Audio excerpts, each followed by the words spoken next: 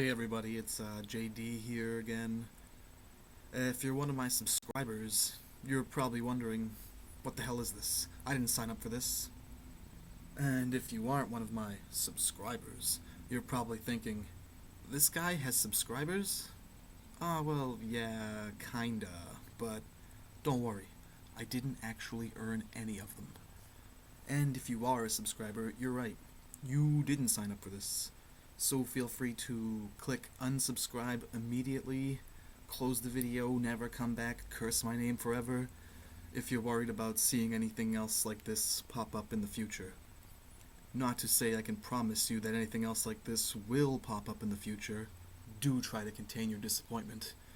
I wouldn't say I have plans to make any more videos like this in the future, and I wasn't even sure I was going to make this one, but apparently I did make it. And here it is, and now you're watching it. Although you probably aren't watching it, actually. What's with all the hype over The Babadook? The Babadook is a 2014 horror film written and directed by Jennifer Kent. It had already been getting sufficient hype before I recently saw that it was on Netflix, and I figured I'd check it out. Alternately described in the mutually exclusive sentiments of a return to classic horror and a unique and original film, I purposely went into it as cold as I possibly could, knowing very little about the actual plot.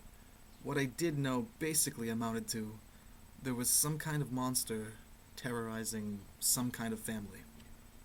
The movie opens with a series of vanity logos. Seen it. Points off movie. I'll be watching you. The film proper opens with a close-up of a woman on a roller coaster.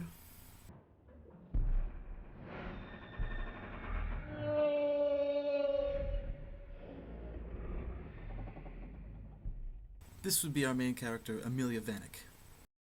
After she looks into the deadlights, it's revealed to be a dream sequence.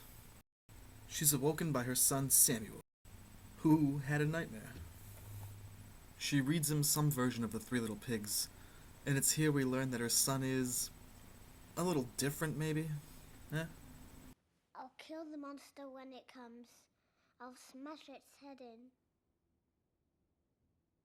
It's also revealed that perhaps Amelia has some intimacy issues, as she pushes her sleeping son off of her and moves to the opposite edge of the bed. Given what we'll find out, I can't say I blame her. We get shots of her son constructing something as his mother just begins to get out of bed, complete with that annoying alarm beeping sound that everybody just loves to be reminded of. I love how they put that in movies and commercials. It's great. Keep up the trend. She hears a ruckus and heads downstairs to find that her son is donning some sort of catapult backpack device.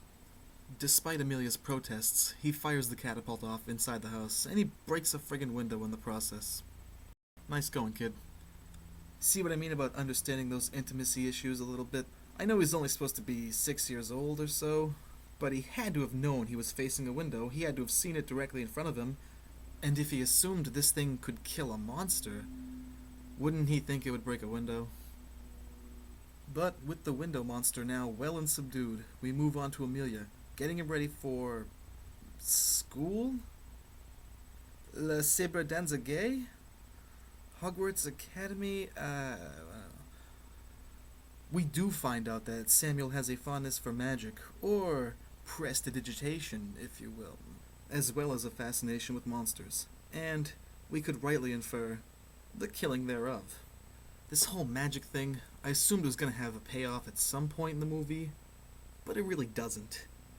We get another touching scene of a mother rejecting her son's love, and then it's off to school with him. What have you got in there? See you later, alligator.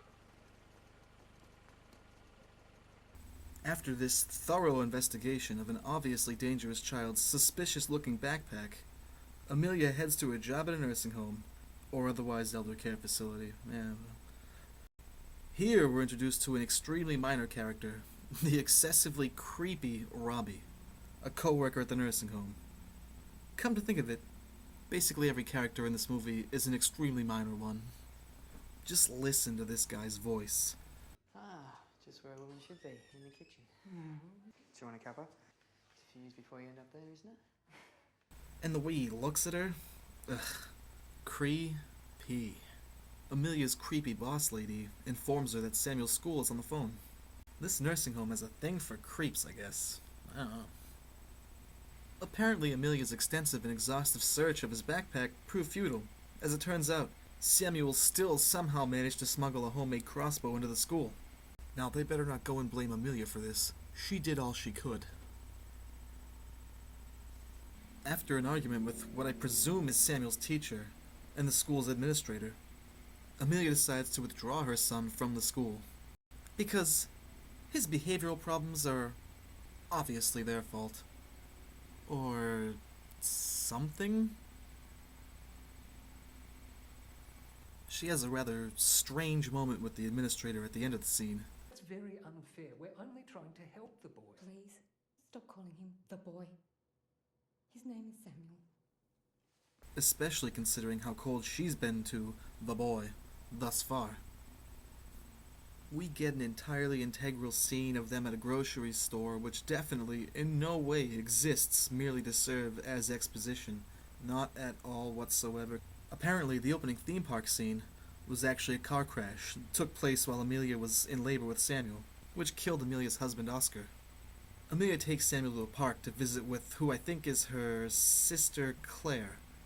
She does keep calling her Auntie Claire, but some people do refer to family friends, close friends, as aunts and or uncles, so I'm not entirely sure on that one. I guess we find out later it is her sister, but at this point in the movie, I wasn't actually sure, and it's not really all that important anyway. We establish some kind of semi-ongoing tooth pain situation deal that is, I guess, kind of paid off later, but I don't understand why.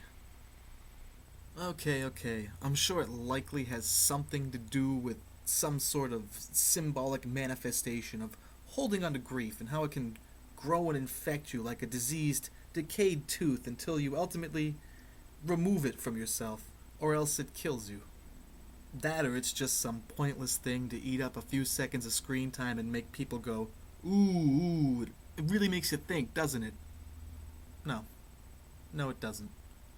Aside from that, the big payoff for this whole tooth pain thing kind of shoots that whole grief angle right in the foot anyway.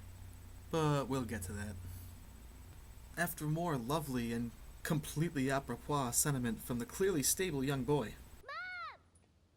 I'm gonna smash its head! Mom, I'm gonna smash it! we learn that Amelia's been avoiding having Samuel's birthday on his actual birthday, and has been jointly celebrating it with Claire's daughter Ruby instead, a practice which Ruby is no longer all that happy with. Mom! Mom! Mom! Mom! Mom! Mom! Mom! Mom! Mom! Mom! Mom! Mom! And I can't imagine why, really. The kid's a delight. Samuel proceeds to freak everybody out by climbing out to the top bar of a swing set and walking into the middle, which to me seems like a fairly impressive feat, actually.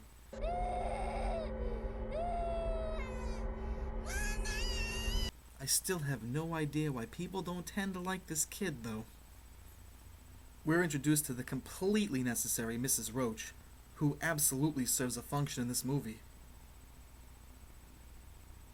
And we meet Bugsy, the Vanek's pet dog. A pet dog in a horror film. I'm sure it's gonna be perfectly fine and absolutely not die at all. Nope. Da-da-da, some more stuff happens, yada yada. And we establish that it's nighttime, I guess. Amelia goes through what I assume is their usual bedtime routine of checking for monsters. Bedtime, because it's night, I guess. Look, I know he's only supposed to be 6 years old, but it appears to be late evening, tops. That poor kid. I wonder he's so maladjusted. She lets Samuel choose the bedtime story this night, and surprise, surprise, it turns out to be something completely disturbing.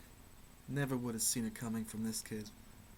although to his credit, he seems to pull it off the shelf at random. It's a pop-up book, titled Mr. Babadook, and everybody knows it's pronounced Babadook and not Babadook, instinctively, I guess. I can also point out that before I actually saw the movie, I walked around calling it the Babadook, and nobody who had seen the movie bothered to correct me, for reasons. Oddly enough, it introduces the titular character, the Babadook. Even though the book starts off innocently enough and describes the Babadook as friendly, Amelia still seems really freaked out about it.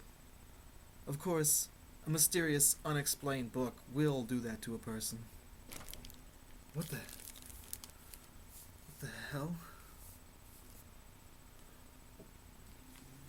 Weirder still is that she's so freaked out, even at this point, that she suggests choosing another book. We might read another one tonight, eh? But you said I could choose. Something even more innocent, I guess? I recommend Watership Down. But call it mother's instinct, I guess, because Amelia was onto something. The innocence begins to fade, and the book starts taking on a more sinister turn, before revealing the twist that the Babadook was in fact a scary monster this whole time. It's kind of like the opposite of the monster at the end of this book, huh? Still a better read, though. Samuel reverts to his usual charming self and freaks the hell out, while Amelia attempts to calm him down by reading him some kind of Anderson-esque fairy tale, to no avail. It's possible the book is by H.C. Anderson himself. I'm not particularly familiar with his work, and I don't recognize the cover art. Amelia hides the book and goes to watch TV with the dog who is very long for this world. But that pesky tooth is back at it again. She flicks through the channels for a while and eventually moves upstairs to open up this wicker basket, inside of which is... I'm not entirely sure what that is, actually. So she's getting into bed, and now she threw aside... Oh, it's a vibrator. 2 guesses what happens next. That's right, she's interrupted by Samuel. He cries that the Babadook is in his room. It's in my room! What is the Babadook? Oh no. Later on that night, Amelia's freaked out by... something. And she hides under the covers. She goes into time-lapse sleep and oversleeps, making her late for work. That pesky time-lapse sleep, when are we gonna perfect that? She brings Jacob to Claire's and, to make up for being late, she proceeds to be really crappy at her job. Another few days and someone could call out bingo. 5 billion. Anyone got 5 billion? Creepy boss lady does not approve. Amelia's in the break room when Mr. Necessary, Creepy Robbie, re-enters the picture. His total lack of being creepy makes Amelia take notice. Or something. The sparks are flying. He does offer to cover for Amelia so she can go home and be with her sick kid who she lied about earlier. Rather than go get her quite obviously dangerous child from her sister and her innocent daughter, she stops off to have ice cream and sit on the couch in a... location, I guess. A mall, probably? She pervs on a couple in a parking lot before she notices that Claire's called her like 10 times. Fearing the worst, she rushes over to Claire's immediately. After going to KFC for a 6-piece, grabbing an iced coffee at Dunkin' Donuts, and stopping for an oil change. And what an emergency it was. Claire's angry because Samuel was scaring Ruby. See? She recommends Amelia take Samuel to see somebody, presumably some sort of mental health professional. Yeah, a little late there? Samuel responds the way all healthy, soon-to-be 7-year-olds do, by throwing a firecracker at his mother. Oh, remember the days. There's a cockamamie explanation that Samuel ordered them offline using his mother's account, but knowing Amelia so far, I wouldn't be surprised if she actually purchased them herself, for him. Probably hoping he'd blow himself up with them, even. Samuel won't stop talking about the Babadook, and it bothers Amelia so much she cancels his birthday. Can't you just feel the love? Another bit with the magic, Samuel using more firecrackers, this time inside the house. Smart kid, too. Amelia catches him in the basement talking to his dead father about his plans to kill the Babadook, and she flips out, declaring the place to be off limits. I warned you never to come here. Do you realize what you could have done? Get out! Get out! During the ensuing argument, the all-important creepy Robbie appears at the front door. Can I come in? She actually lets him in and even lets him introduce himself to Samuel. Yeah, that's a guy you want around your kids. After witnessing an argument between the two of them, even creepy Robbie seems to be entertaining thoughts of backing away on this one. Later on that night, Amelia's eating some soup and she notices a little something extra. Specifically, huge pieces of glass. For some strange reason, she assumes Samuel must have put him in there. Samuel insists it was the Babadook, and Amelia sends him off so she can make something else. You know, rather than doing anything at all about her son's increasingly violent behavior. Amelia also discovers a defaced picture of her and her late husband, and she confronts Samuel about it. Acting totally unlike a complete hellspawn, Samuel responds by trying to hit her with his backpack device, shoving her, and then yelling, "Do you want to die?" before running off. After hearing another ruckus, she goes to find Samuel having some sort of breakdown, and notices he's somehow gotten possession of the book again. She decides to tear the book up and throw it out, because surely that will solve her son's deep-rooted psychological issues. Despite the fact that neither her nor Samuel even want to go, Amelia drags him to Ruby's birthday party. Ruby corners Sammy Boy in a treehouse and begins mocking and insulting him. After the rest of the guests leave, Claire suddenly gets on Amelia's case for her inability to cope with Oscar's death. I'm not saying Amelia's exactly handling the situation well, but who was Claire to tell her that 7 years is time enough anyway? Claire lets it slip that Samuel is the reason she's been avoiding Amelia lately. Who, him? Now that's a surprise. For whatever reason, Amelia can't believe this either. But Claire points out that, yeah, it sure seems like Amelia can't stand the kid. She's got a point. Meanwhile, back in the treehouse, Ruby crosses the line by claiming that nobody, including his mother, wants Samuel around. Samuel, exercising his usual form of tempered reason, shoves Ruby off the tree, breaking her nose in the process. While freaking out in the drive home, Samuel has another fit and winds up in the hospital. The doctor believes it was a minor thing, more or less his brain overheating. Which kinda sounds like it'd be a pretty terrible thing, actually.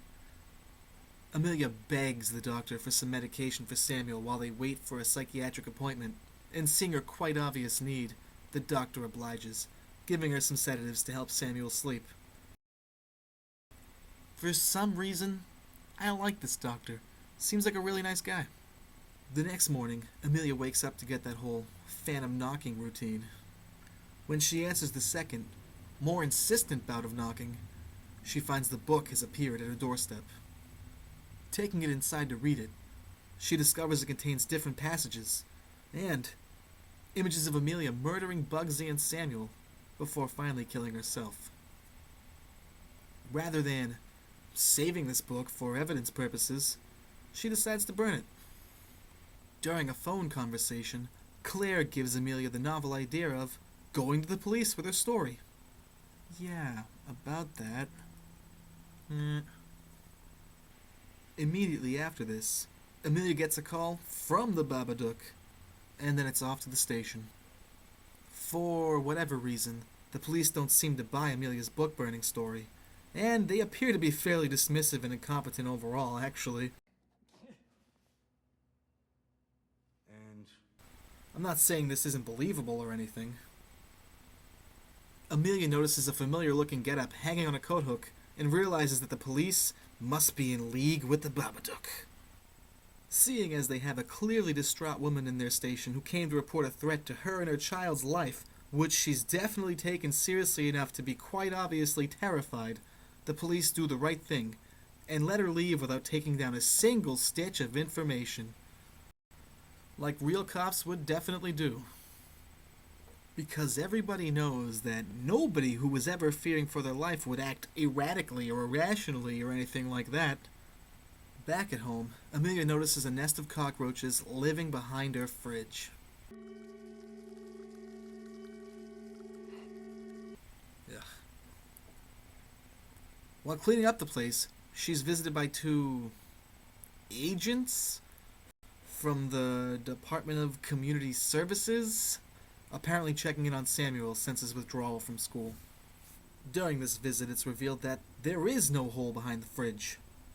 The agents mention they'll be back in a week for a follow-up, and having done absolutely nothing in any way, they leave.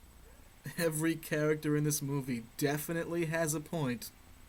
That night, Amelia sees the Babadook in Mrs. Roach's house. Lying awake in bed later that night, she sees the door opening on its own, and the Babadook shuffles in. He uses his ring-you powers while train-spotting on the ceiling before dropping down onto her. Or into her mouth, as the shot suggests. Back in the living room, she experiences more tooth grief. A Babadook in the mouth. Happens every time. While just driving for a little while, Amelia notices some more cockroaches and sees the Babadook in her rearview mirror. He climbs onto the roof of her car. Rather than slowing down or perhaps stopping or maybe just speeding up in any kind of controlled manner, she begins swaying to and fro, nearly hitting a couple of trees before blindly turning a corner and plowing into another car. The guy she hit is justifiably freaked out, but she just drives away. I do have to say that by this point, the movie had already lost me. I was not interested in anything that was going on, and it was really hard to get through the rest of the movie. Though Amelia does wake up to what is probably the most legitimately creepy scene in the entire movie.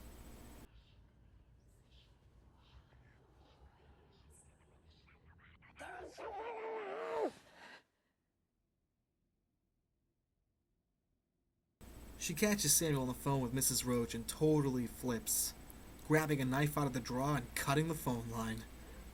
Later that night, after drugging him to sleep, Amelia has a vision of Samuel's dead body laying on their couch. She comes to and realizes she's actually just threatening the still living Samuel with the same knife from before. So, better, I guess. She brings Samuel some ice cream to make up for the whole trying to kill him thing, but for whatever reason, it's not going over all that well. All the while, her grieving jaw syndrome just continues acting up. Jackie Chan and Lon Chaney make surprise appearances to add some excitement to the proceedings. But it doesn't work. She follows potentially dream Samuel to the basement, where she finds her dead husband Oscar, seemingly in a state of considerably more active than dead. Much like the school administrator before him, he commits the grievous sin of referring to Samuel as the boy, which leads Amelia to realize that perhaps something isn't quite right about this situation after all. Perceptive. The Babadook suddenly grudges out of the kitchen, and Amelia barricades herself in her room. As for the fate of the boy, who cares, right? Oh, I'm sorry. As for the fate of Samuel. Threaten and endanger the child all you want, but you threaten and endanger him by name, damn it. The Babadook Santa Clauses his way into the room and does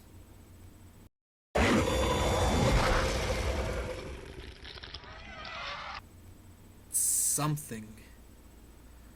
Being possessed by the Babadook gives Amelia shaky jump cut syndrome and deliberate movement disease, which everyone knows is fatal to canines. Uh-oh. Bugsy fulfills the prophecy of being a dog in a horror movie and gets his neck broken by Amelia. But he was the least unlikable character. Come on, movie. The tooth pain gimmick this movie's been pushing finally gets its big payoff when Amelia pulls her tooth out. It kind of makes it seem like this whole entire incident with the dog killing and everything could have been prevented if she maybe would have just seen a dentist or something. So yeah, big important grief metaphor or pointless filler. I'll let you decide which one I'm leaning towards. With her tooth now removed, and both the literal and symbolic anguish assuaged, Amelia is struck by the cold reality of what she did to Bugsy. She realizes she's been living in a prison of her own mental state.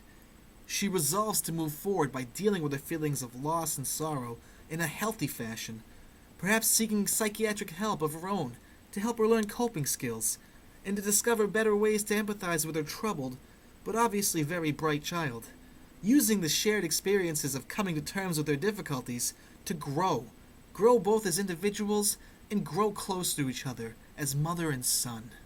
Let me in, you little shit! Let me in! Let me in! Let me in! Let me in!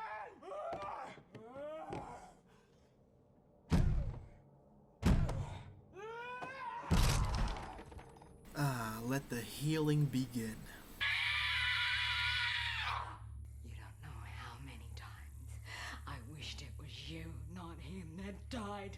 Well, that's a perfectly valid way to feel. I tell you not to play with weapons! Positive. You'll be happy.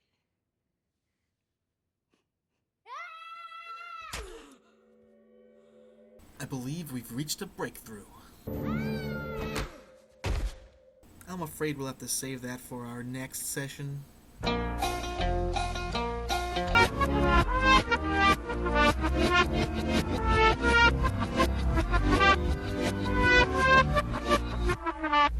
Amelia comes to in Lilliput, and despite having none of her wounds tended to after being beaten, stabbed, and knocked unconscious in a life-threatening series of events, she's relatively no worse for the wear. Hey, I didn't know she was one of the wet bandits. She breaks free of her restraints, and she begins strangling Samuel.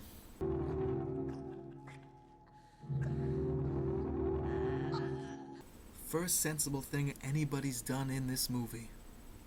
She commits an even greater atrocity by not finishing the job and starts spazzing out before haunting Connecticut all over the floor.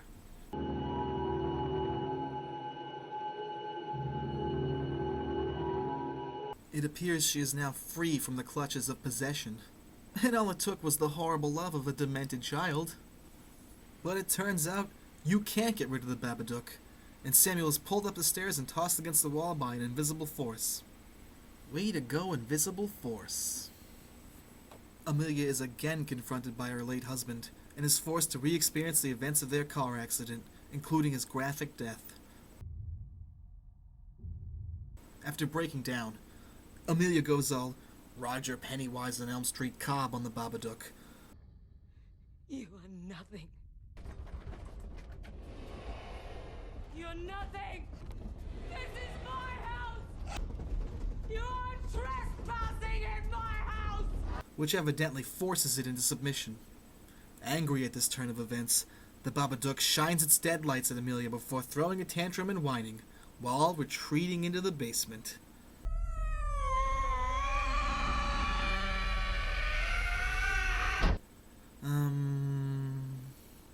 Yeah. The epilogue to these events finds Samuel staying at Mrs. Roach's house, as Amelia returns from the job she apparently still has. It's also been enough time to have the stitches out of her knife wound, and I'm sure her myriad injuries were relatively easy to explain to the hospital, and they arose no suspicion despite the fact that she was already being investigated by the Department of Community Services. Speaking of which, the two agents are back for their follow-up, meaning it's been about a week since the previous events. The female agent notices the decorations, and it's revealed to be Samuel's birthday. First birthday I've ever celebrated. That's not true. Yes, it is. My first party on the day. That's unusual. No, it's not weird at all that they don't celebrate his birthday on the exact day. What if the exact day is a school day, and they want to have it on the closest weekend? We see Samuel and Amelia collecting worms from their backyard pet cemetery and putting them in a bowl, which Amelia takes to the basement and brings to the Babadook, who now lives with them down there, I guess? It starts to get angry, but Amelia talks to it like it's a child and calms it down. It's all right. It's all right. It's all right.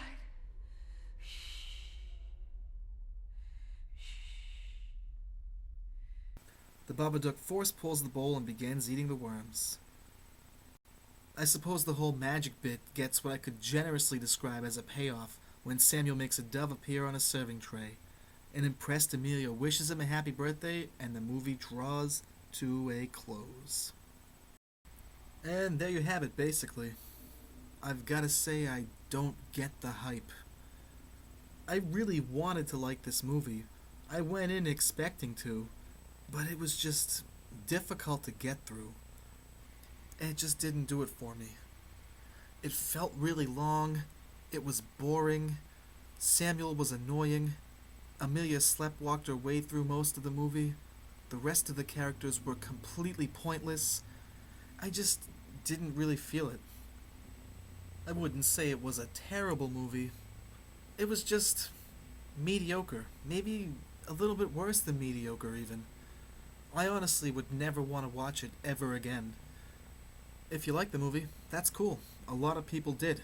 When I tell people I didn't, they're surprised. They ask me a lot of things, like, why not? And, what's wrong with you? But I've watched it 3 times now, and I like it less than I did the first time. And, well folks, that about does it for this particular experiment. Not sure if I'm ever gonna do this again, so don't get worried or anything. If you did bother to watch this far, thanks a lot. That's it.